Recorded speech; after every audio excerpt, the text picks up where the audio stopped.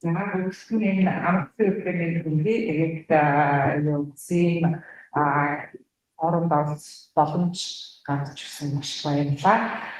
Тэгээд би бас яг бүрэн оролцож чадсангүй. Гэхдээ бас яг сурагчдаа, багш нартаа хүрэх энэ арга барилыг нарийн сундуулж ингэж хэлэлцүүлж байгаа энэ байдлыг харахад бол маш таатай. Миний танилцуулах мэдээлэл бол арай өөр одоо чиглэлийн мэдээлэл байгаа. Та бүгдийн энэ хүндээ хүрэх гэж хийж байгаа энэ ажлууд маань эцэгтэй хөгжлийн байгууллагууд ямар өнцгөр гарах юм бэ гэдгийг бас ойлгох чухал юм болов гэж нэг тавьсан байна. За тэгээд энэ нээлттэй форум маань бол 10 жилийн тэмдэглэж байгаа гэж бас ойлгосон.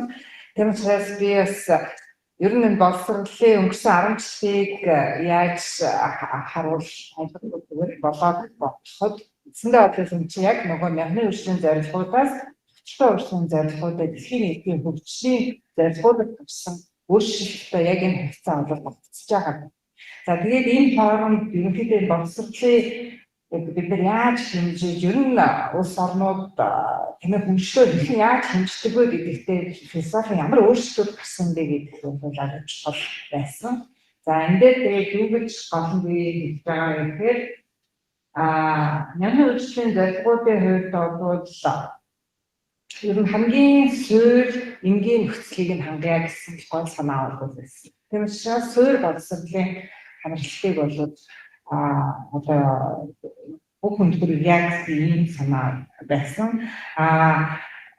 Өөрсдөө зорилгоудын хувьд бол илүү нөгөө тэгш хамруулах, илүү бүртэмжтэй байх гэмээр чанар бол маш хүчтэй төрөнд орж ирсэн. Яг тэр мянган өршлийн зорилгоудыг дүгнжих үед бол тиймээ бүх хүүхдүүдийн агшилсан сургууль хамруулаад авчраад ирчихэж байгаа байхгүй юу? Гэтэл сургуульд ингээд авчирснараа яг тэр хүүхдийн хувьд энэ яг өөрчлөлтийг гаргаж чадчихна уу гэдэг асуултууд маш булсаар тавигдсан. Тийм учраас энэ чанарын асуудал бол маш одоо төлөв болж ирсэн. За энэ насан туршдаа сурах боломжийг ээж хөстэй юм гэдгийг бол яг тэр ер нь бол бид нар одоо хойч ирээдүйн үедээ өөрсдийн бий болгосон үр хүлээгчдийн хувьд бий болгосон системийг энэ хүүхдүүдэд сургаж боловсруулж штэ тийм ээ. Тэгэхээр хэрвээ тэр боломжуудыг аль нэгэн мөчөд анхаардлуулж байгаа бол тэрийг нөхөж олгох дээрэс нь орчин цагийн хэрэгцээ нь өөрөө насан туршдаа суралцах энэ хэрэгцээнүүд болж ирсэн. Техник технологи орчин маань өөрчлөгдөж байна. Тийм учраас энэ хөгжил энэ насан туршдаа суралцах гэсэн энэ боломжуудыг нээж өгнө гэдэг бол маш чухал байсан. Энэ бол гурчин нөгөө бичиг үсэг тайлбарлалтын төвшингийн л одоо нэмэгдүүлэх гэдэг ийм тусгаарлууд ойлголттой байсан бол энэ бол маш өөр одоо бас болж ирсэн байгаа. Тэгээд энэ ялгаатай байдлыг дууруулах.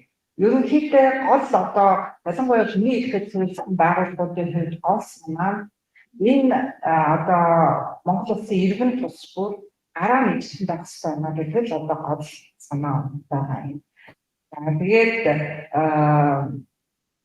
маш ингээд мэдээж ингээд хөгжлийн явцад ерөөсөө бид нар хөгжлийг хэрхэн яаж хэмжих вэ? Бид нар ямар тохиолдолд хөгжсөн гэж өөрсдөө харах юм бэ гэдэг асуудлууд бол хөлсөн өөрчлөгдөж ирсэн нь бол ойлгомжтой.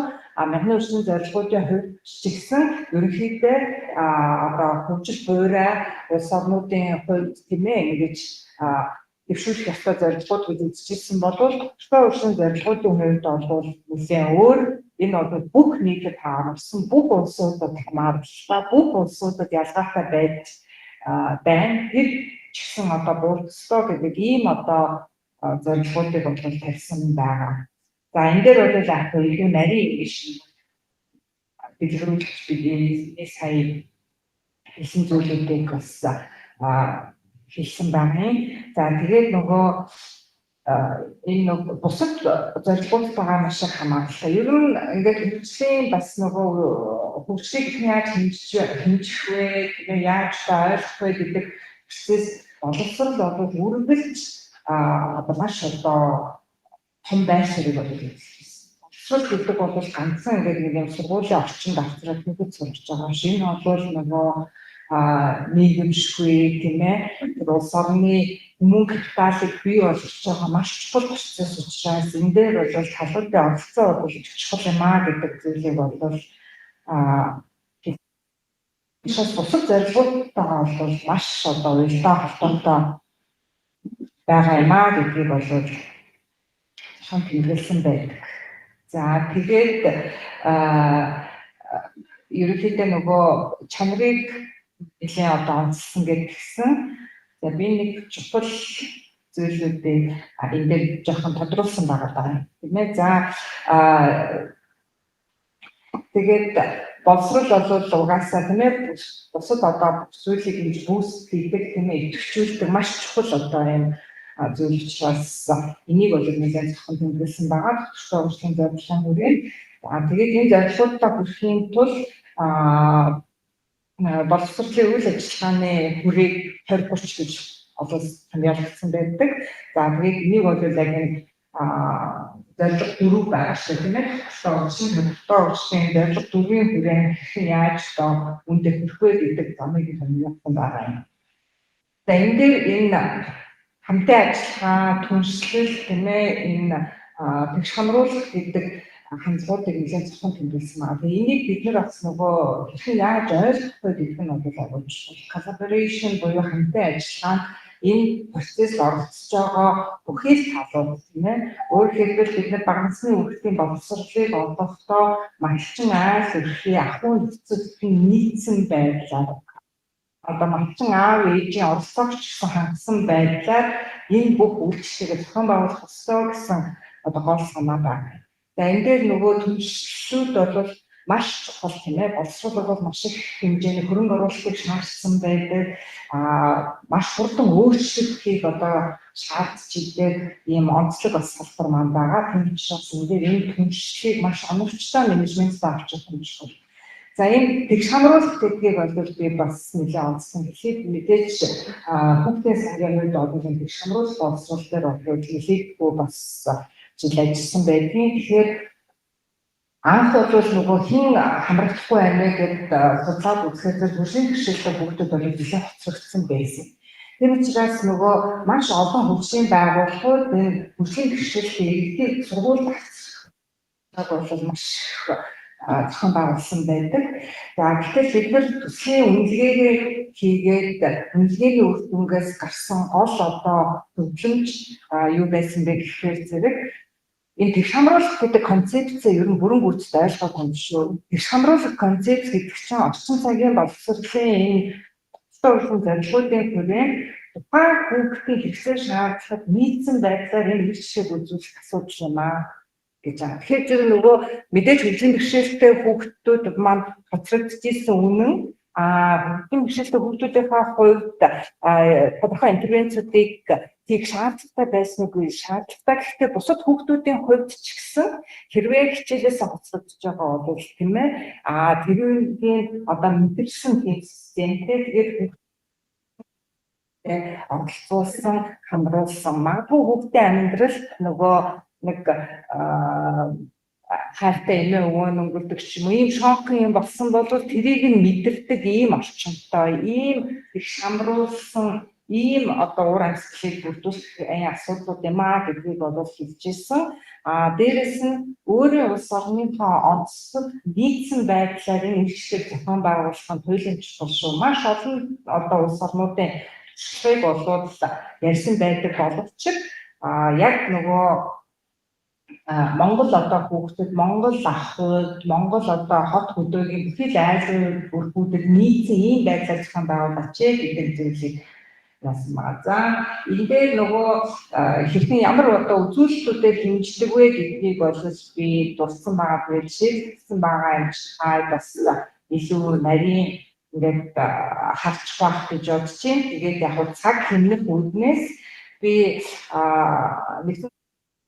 нэгэн зүгээс үндсэн статистикийн хороотой мөнхөн амын хэрэгжүүлдэг нийгмийн үзүүлэлтийн төр судалгаа гэдэг нэршээр Монгол улстай нэршиж ирсэн олон улстай микс хөтөлбөр гэдэг нэрээр явдаг ийм судалгааныхаа үр дүнгээс зөвхөн боловсролын үр дүнгийн танилцуулъя. За энэ маань бол ерөнхийдөө үндэсний хэмжээний өргөж суурилсан кластер тур дизайнтай хийгддэг ийм судалгаа болоод байгаа. Тэгээд олон улстай бол ижил арга зүй аргачлал протоколын дагуу манайхаас техникийн дэмжлэг үзүүлж хийгддэг ийм судалгаа байдаг юм аа. Тэгээд нарийн аргачлалыг нь танихгүй сайтн дээр бас нэлээд дэлгэрэнгүй байгаа. За ингээд боловсролын үзүүлэлтийг төвчтэй урьдчилан зорилгоодын хүрээнд ерөнхийдөө багасны хөгжлийн боловсрол, баг боловсрол, бүрэн дунд боловсролсон энэ ангиллаар бол авч үздэг байгаа. За тэгээд энэ нийт гэдэг зүйлс байгаа. Сургууль энэ Монголоор сургууль сураагүй, ажил хийхгүй, сургуультанд хамрагдаагүй 15-24 насны залуучуудтай хувьд. За боловсролын үйлчлэгээний хувьд мэдээж энэ даатгал судалгүй байдаг гэдэг бол бас их хөгжлийн хувьд бол их чухал үзүүлэлт гэж хардаг. Яг тэр ихэнх судалгаанууд дээр юу гэж хандсан байдаг вэ гэхээр ерөнхийдөө энэ боловсролын шилжилт болгон дээр бол бид нар хүүхдүүдэд гээх магадлал маш өндөр байна. Тэгээд түрүү би бас тусмаа агшийн тавьсан илтгэл дээр ч гэсэн нөгөө шинэ орчинд ороод дасан зохицох байдал нь тийм ээ магадгүй таараагүй учраас нөгөө дараагийн шатныхаа сургалтыг илүү өөрөөсөө амжилттай бэлтгэж чадахгүй байгаа байдлыг би болов гэсэн таамаглалыг бол бас байж болох таамаглал гэдгийг бол хэлээ. Шүлжин яг зэрэг ихэнх ийм боловсролын судалгаанууд дээр энэ бол ийм байдлаар бол хадгалаа.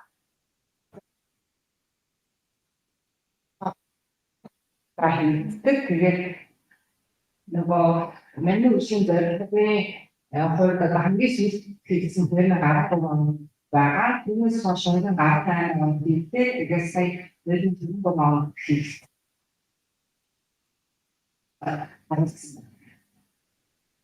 За тэгэхээр нөгөө багцын хүүхдийн боловсрол Гэхдээ 3-4 настай багцны хүүхдийн боловсролын төв хангалттай хүүхдийн гэж харагдаж байгаа бөгөөд энэ яг нэг стейжийн жоохон юунаас ихсэн чинь зөрүүн баг байна. Тэгэхээр их сүлийн үнэлгээ хэрэгсэн үйлчлэн маань одоо багцны хүүхдийн боловсролын буюу сүлийн хангалттай байна. Тэгэхээр яг энэ жилийн өмнө найд магадгүй нэг биш бодгүй ахтаа. Тэгээ нөгөө Улаанбаатарт нөгөө цуглаагаар байдаг байсан юм байлээ. Бүхий бараг юм одоо хоосон байдаг үндсэндээ бараг ихтэй хамтарч тогтжуулж байгаа. Тэгээд одоо энэ маань 83 За энэ зүйлүүд одоо тийм бахан дөрөв най хүсэлгээд за багцны маш өндөр гэж тооны яг зүйлүүдээр яг нэг 16 мах хүстэй баг боловсролоор нийцсэн хүүхдийн төлөв баг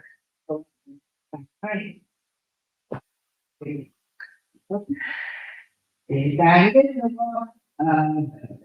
юу боловсролын үйлчлүүлгийг хэмжих тодорхойлолт математикаар байгаа учраас гэсэн яаж ч одоо ингээд харж байна.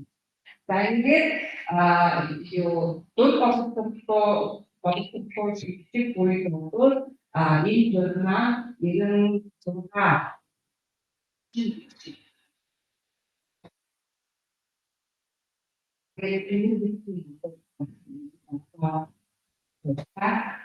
нэг чиглэлд байна гэж. Тэгээд бүрэн боловсрол руу чиглэж ирэхээр ерөнхийдөө 10 чиглэлээр хийх маш хатаа болсон гэдэг. За нөгөө хүүхдийн хувьд одоо мэдээж бид нэр найз амтлах хүүхдийн нэг гэж юмч онцлог юм болон яг хэрэгслэг үүсэж байгаа зүйл онцлог юм шиг гэж байна.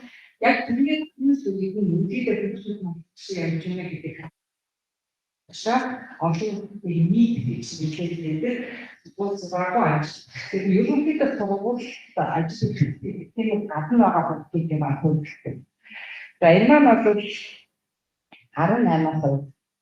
За энэ нэг төр учраас тиймээ дээш доош хэлбэлцтэй өгч тийм ээ ерөнхийдөө 5%-ны нэг нь залуучуудын маань нэг нь яг одоо хаан байгаа ингээд гэдгийг бол бид нар тодорхойлчихсан байна гэсэн. За энэ ингээд хөшөө зарилгын 4-2-2 үзүүлэлт байгаа. Энэ болохоор энэ багнасны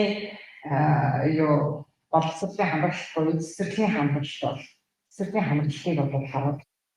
Би нэг зүйлийг бас хэлэхдээ 2015 онд Түүхний байгууллагын ерөнхий нарийн бичгийн дарга банкны энэ хөшөө улсын зорилгоодыг баталгаа хөшөө улсны багнасны хөгжлийн хөгжилгүйгээр хөшөө улсыг бол бий болгох боломжгүй юм аа гэдгийг бол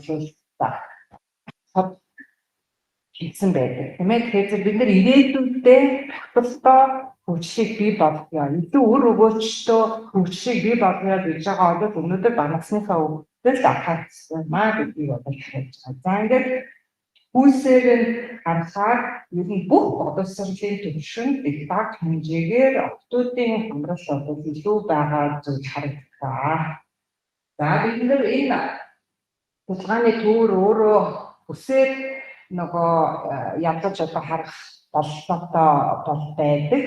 За тэгээд энэ үсээр бас нэлийн ялгаатай. Хэдийгээр бид нар хөгжлийн маш олон байгууллагууд энэ баруун бүс рүү чиглүүлсэн үйл ажиллагаанууд байдаг ч гэсэн энэ баруун бүс бол ерөнхийдөө бүхэл жилүүдэд хамтдаа агуу дүнтэй бас харагдаад байдаг.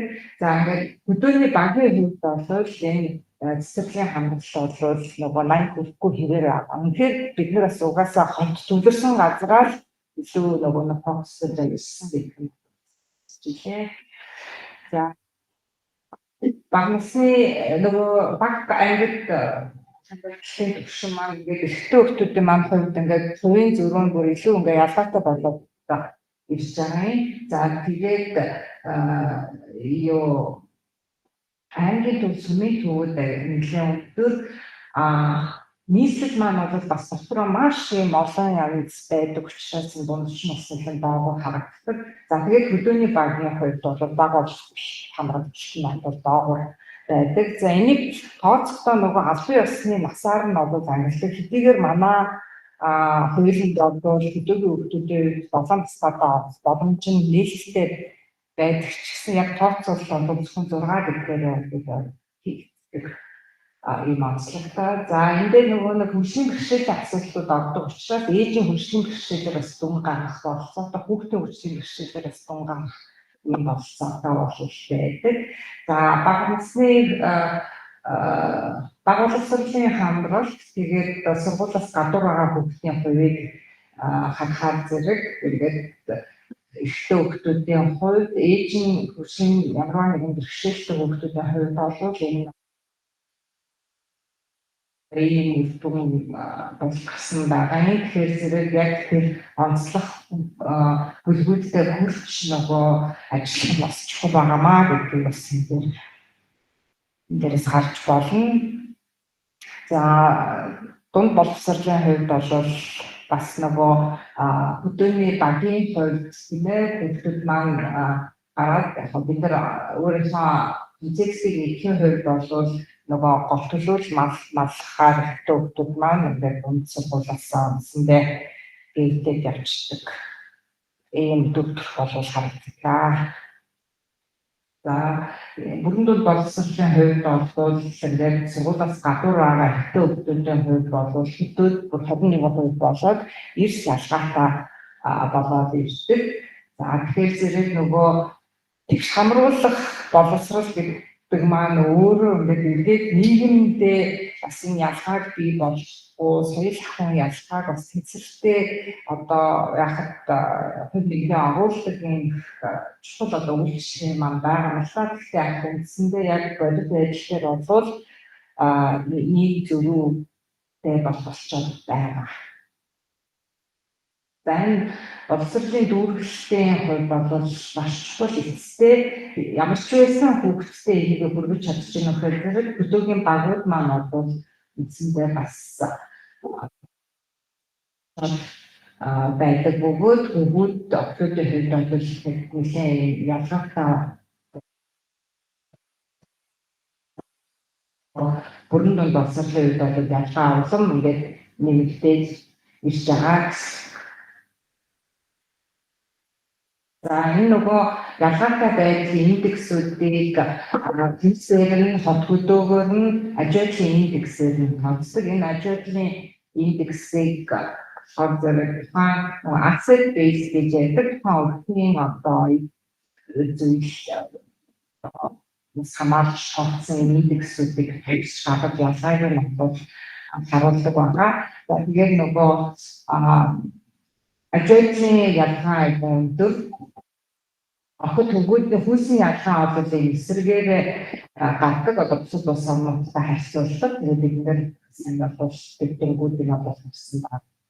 За би бас нэг хэдэн үйлчлэг танилцуулъя гэж бодсон. Ерөнхийдөө боловсролын үйлчлэг гэдэг маань бол ганцхан төс ч юм уу боловсролын үйлчлэгээ нийлүүлэх талаас нь ярихгүй тийм ээ боловсролын үйлчлэгэнд эргэлт бол бас зөвхөн бөгөөд энэ эсрэгхийн оролцоо гэдэг зүйлийг сүүлийн хөгжлийн судалгаануудад бол нэлийн хэмждэг болсон бас л стандартчлсан хэлбэрээр бол хэмждэг.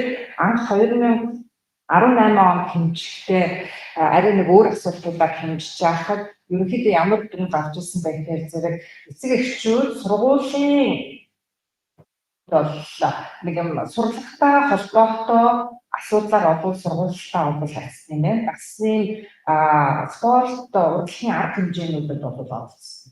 Харин сургуулийн удирдлага менежменттэй холбоотой, төсөвтэй холбоотой, хүншийн төлөвлөгөөтэй холбоотой асуудлууд дээр бол оролцоо маш их хялбар байдаг байна гэсэн зүйлүүд бол харагдчихсан. Энэ зүйл бол бас хിവэрээ байна гэж бол харагдаж байгаа. Яг тэр зэрэг үйлдэлтэй маань үстэй 6% нь л ямар ч үсэн сургуулийн student оролцож байсан байна гэсэн зүйлийг харж болж байна тийм ээ. За хүүхдийн сургуулийн дүнгийн талаар бол тийм ээ сургууль мэдээлсэн байдлын даган дээр аав ээжүүд яг багштай тусгаал уулзсан энэ байдлыг бол сүүлийн баган дээр бол харуулсан байна. За энэ дээр бас нөгөө сурах орчныг нь бол хэмжиж хардаг байгаа. За энэ номтой хүүхдийн тоо бол ерөнхийдөө нэг хүүхдүүдийн маань тал. Тэгээд охтууд бас ингээд арай илүү номтой тэгээд гэртээ ном уншдаг тийм ээ.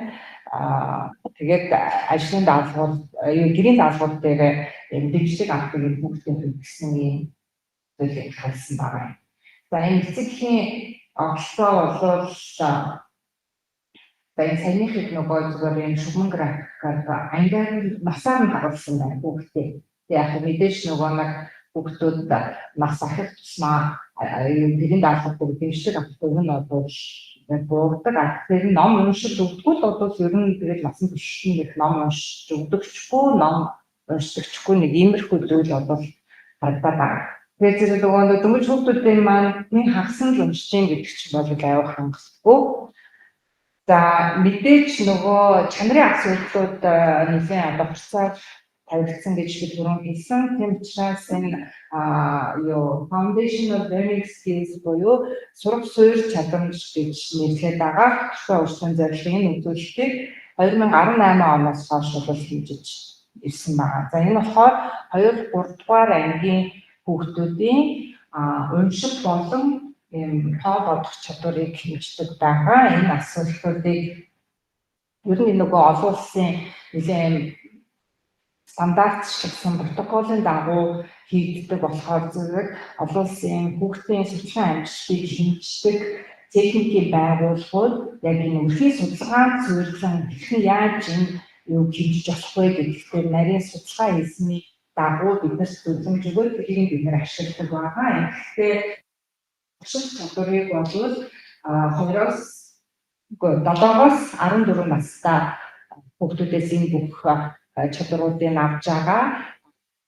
2-р ангийн ихээр тэгээ боловсролын хүрээлэнтэйгээ хийх бас нэлээд хүүхдүүдээс асууж харж байгаа шийддэг байгаа. Яг чих том өдөртөх зөвлөл ажлын хэсэгтэй явдаг судалгаа. За тэгээд тэр эхийг уншаад хэрвээ эхийн тэрээ их байгаа үгийн 90%-ийг нь одоо зөв уншсан бол за тэгээд хэрвээ гань төрлийн асуулт хиймаа тэгээд 3 зэрэг шууд одоо ихээс хэд байгаа гэдэг тийм ээ шууд хариулаад хоёр нь болохоор зэрэг юм жоохон юу тийм ээ яагаад учирсан асуусан юм асуултууд байдаг. Тэгээд энэ бүх даалгаврыг хийсэн хүүхдийн маань охтын хувьд 67, хүүхдийн хувьд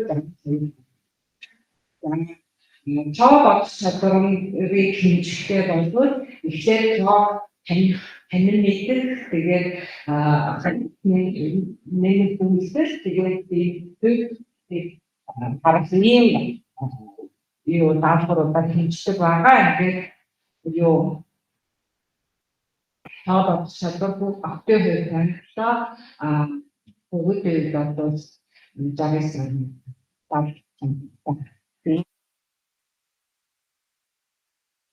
энийг 2 удаагаар хэмжиж үзсэн 2018 онд одоо энэ дүн нэгэн доогуур 5 жилийн өмнөхтэй хатуусад одоо нэгэн одоо юу ахин ийм дүн бодож гарч байгаа.